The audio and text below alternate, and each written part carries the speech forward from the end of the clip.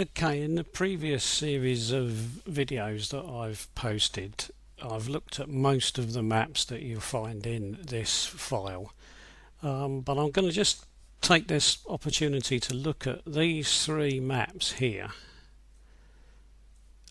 It's almost certain that if you're looking at files you will spot maps that look like these, and you may wonder what they are, so I thought I might as well, while I'm here, just go through what these appear to be.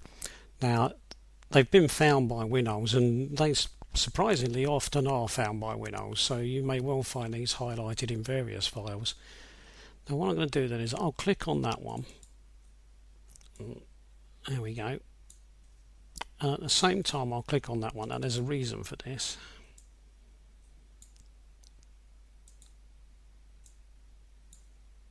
And that reason being, they look very, very similar. Now let's have a look and see what we've got.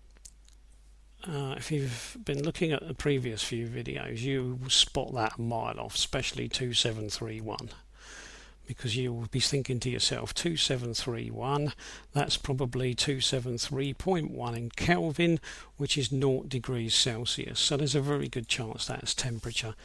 So what I'm going to put in there is temperature.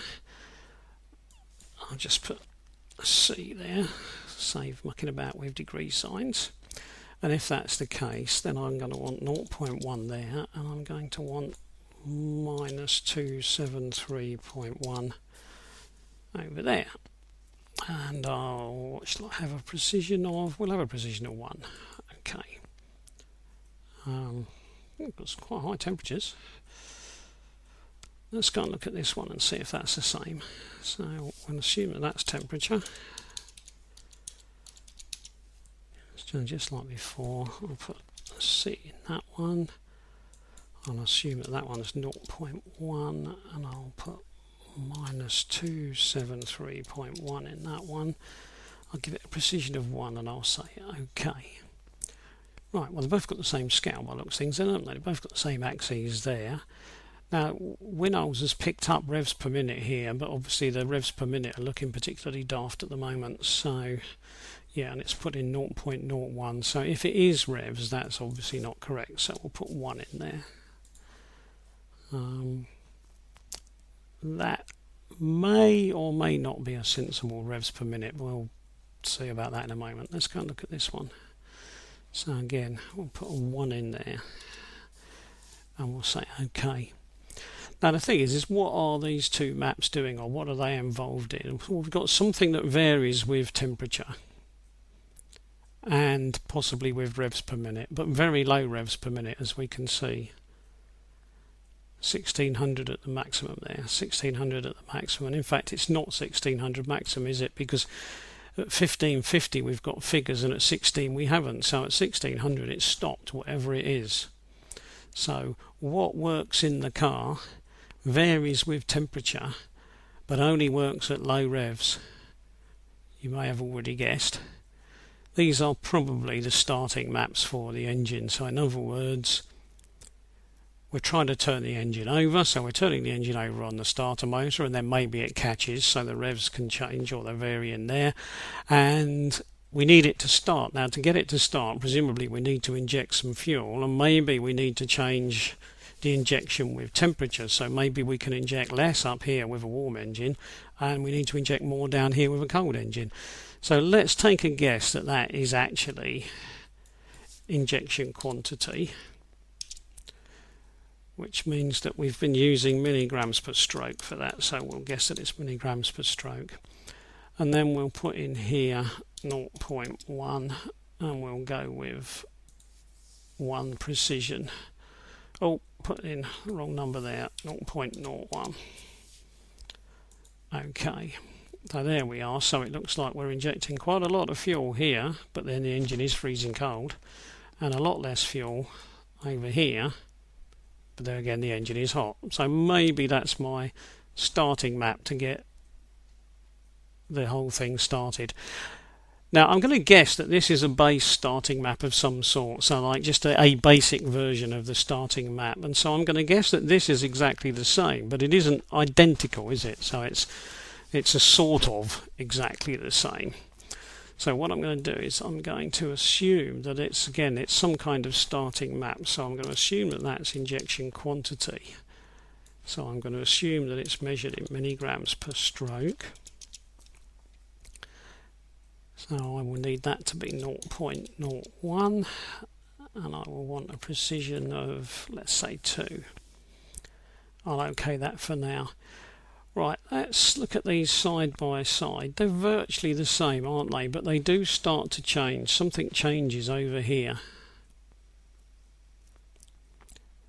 Now, these files do sometimes have two starting maps. They have a basic starting map, which that one could well be there.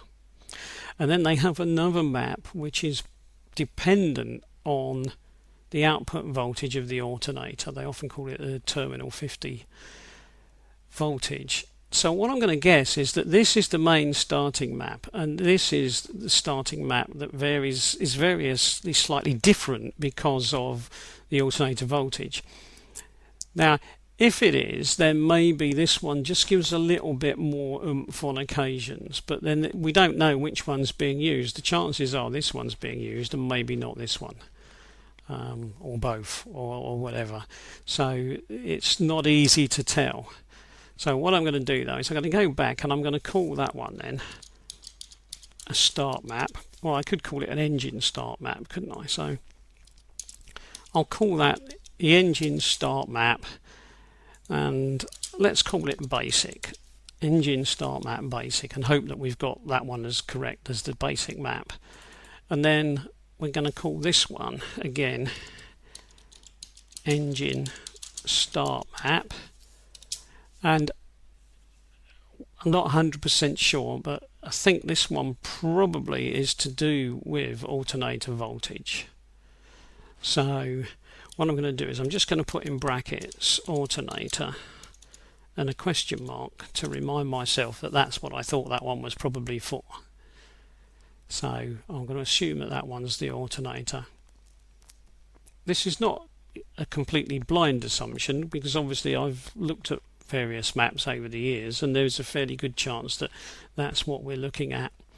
Right, okay, I'll get rid of those two because there's another one, isn't there, right next door that looks very similar. So what I'm going to do is I'm going to pull that one up as well and have a look. It thinks we've got temperatures, minus 24, minus 10, 0, 50. I mean, they look like they could be reasonable temperatures, so I'll take a guess that's correct. We've got revs per minute, which looks completely daft. We'll go with the idea of being revs per minute, but if that's revs per minute, we'll change that to 1.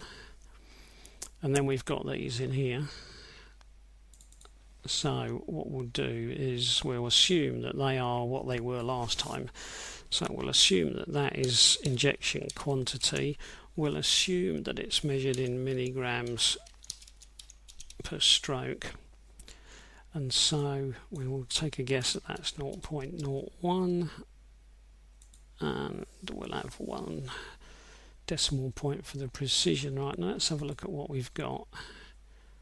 Right, now again, we can't be 100% sure on this, but again, from looking at posts on forums and information on the internet, I'm fairly convinced that this is what's known as a full load increase map.